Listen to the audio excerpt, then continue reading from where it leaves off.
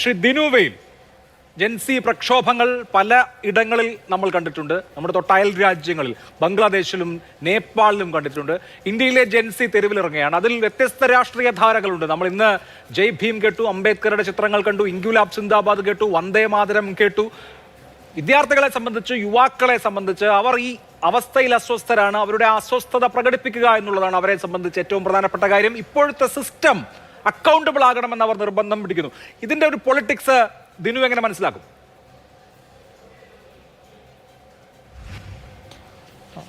ഇന്ന് സമരം ചെയ്തുകൊണ്ടിരിക്കുന്ന ഒരു വിദ്യാർത്ഥി വിറച്ചുകൊണ്ട്, 16 വയസ്സ് മാത്രമേ ആ വിദ്യാർത്ഥിക്ക് പ്രായമുള്ളൂ, വിറച്ചുകൊണ്ട് ദേശീയ മാധ്യമങ്ങൾക്ക് മുന്നിൽ പറഞ്ഞത്, ഞാൻ കരഞ്ഞും വിറച്ചുകൊണ്ടും പറഞ്ഞത്, എനിക്ക് വേദന കൊണ്ടല്ല ഞാനിങ്ങനെ വിറയ്ക്കുകയും കരയുകയും ചെയ്യുന്നത്, മറിച്ച് ഒരു ഭരണകൂടം ഇങ്ങനെ വിദ്യാർത്ഥികളോട് പെരുമാറുമെന്നതിൻ്റെ ഷോക്ക് കൊണ്ടാണ്, ബിലീവ് ചെയ്യാൻ പറ്റുന്നില്ല ഒരു ഭരണകൂടം എന്നോട് ഇങ്ങനെ പെരുമാറുമെന്ന ഷോക്ക് കൊണ്ടാണ് ഞാനിങ്ങനെ നിന്ന് വിറയ്ക്കുന്നതെന്നാണ് ആ വിദ്യാർത്ഥി വേച്ചുകൊണ്ട് പറഞ്ഞത്. UPSCക്ക് പഠിച്ചുകൊണ്ടിരിക്കുന്ന മറ്റൊരു വിദ്യാർത്ഥി പറഞ്ഞത്, ഇനി എനിക്ക് UPSC പരീക്ഷ എഴുതാൻ തോന്നുന്നില്ല, എങ്ങനെയാണ് ഞാൻ പരീക്ഷ ക്ലിയർ ചെയ്താൽ ഇവരെ പോലുള്ള ഉദ്യോഗസ്ഥർക്കിടയിൽ ജോലി ചെയ്യുക എന്നുള്ളതാണ് ചോദിച്ചത്.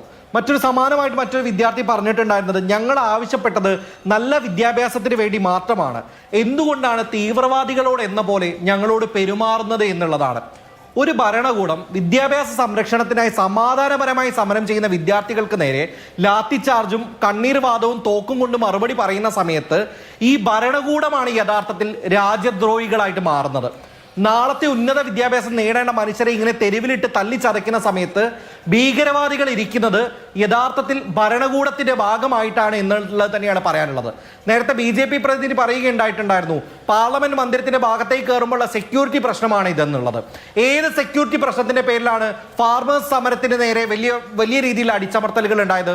ഏത് സെക്യൂരിറ്റി പ്രശ്നത്തിന്റെ പേരിലാണ് വ്രസ്റ്റേഴ്സിന്റെ സമരത്തിന്റെ അകത്ത് എന്ത് തരത്തിലുള്ള അക്കൗണ്ടബിലിറ്റിയാണ് ഇവിടുത്തെ സിസ്റ്റം എടുത്തതെന്നുള്ളത് നമുക്ക് കൃത്യമായിട്ട് അറിയാം. നോക്കൂ, ഇവർ ഇന്ന് മാർച്ച് നടത്തുന്നതിന് ഏറെ മുമ്പ് തന്നെയാണല്ലോ ഉന്നത വിദ്യാഭ്യാസത്തിന്റെ മന്ത്രി പറഞ്ഞത്, ഇവർ ടെററിസ്റ്റ് അടക്കമുള്ള ഡിസ്മാൻഡിൽ ചെയ്യുന്ന ആളുകളുടെ B ടീമാണ് എന്ന് പറഞ്ഞത്. എന്ത് അക്രമം ഇവർ നടത്തിയതിന്റെ അടിസ്ഥാനത്തിലാണ് ഇവരെ B ടീം എന്നുള്ള രീതിയിൽ വിളിച്ച് അപമാനിച്ചത് എന്നുള്ള ചോദ്യവും അവിടെ കൃത്യമായി കിടക്കുന്നുണ്ട്. ഇവിടെ നമ്മൾ മനസ്സിലാക്കേണ്ടത്, ഈ ഭരണകൂടം തീർച്ചയായും ഇതിനെ ഭയക്കുന്നു എന്നുള്ളതാണ്. എന്തൊരു നാണക്കേടാണെന്നോ ആലോചിക്കുക. രാജി ചൗക്കിലെയും ഈ പറഞ്ഞ പട്ടേൽ ചൗക്കിലെയും ജൻപദിലെയും മെട്രോ സ്റ്റേഷനുകളുടെ എൻട്രൻസിന്റെ ഭാഗത്ത് അടച്ചു വെക്കുകയാണ് ചെയ്തുകൊണ്ടിരിക്കുന്നത്. ഇതാണല്ലോ സമാധാനപരമായി സമരം ചെയ്യാൻ വേണ്ടി ജനാധിപത്യത്തെ പ്രോത്സാഹിപ്പിക്കുന്ന BJP ഭരണകൂടത്തിന്റെ വലിയ ഉത്തമമായ മാതൃക എന്ന് പറയുന്നത് ഇതാണെന്ന് നമ്മൾ മനസ്സിലാക്കണം.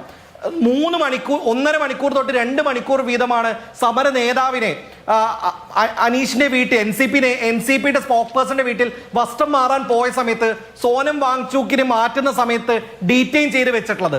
സമരങ്ങളെ പ്രോത്സാഹിപ്പിക്കുന്ന ഭരണകൂടമാണല്ലോ ഈ തടഞ്ഞു വെക്കൽ നടത്തിക്കൊണ്ടിരിക്കുന്നത്.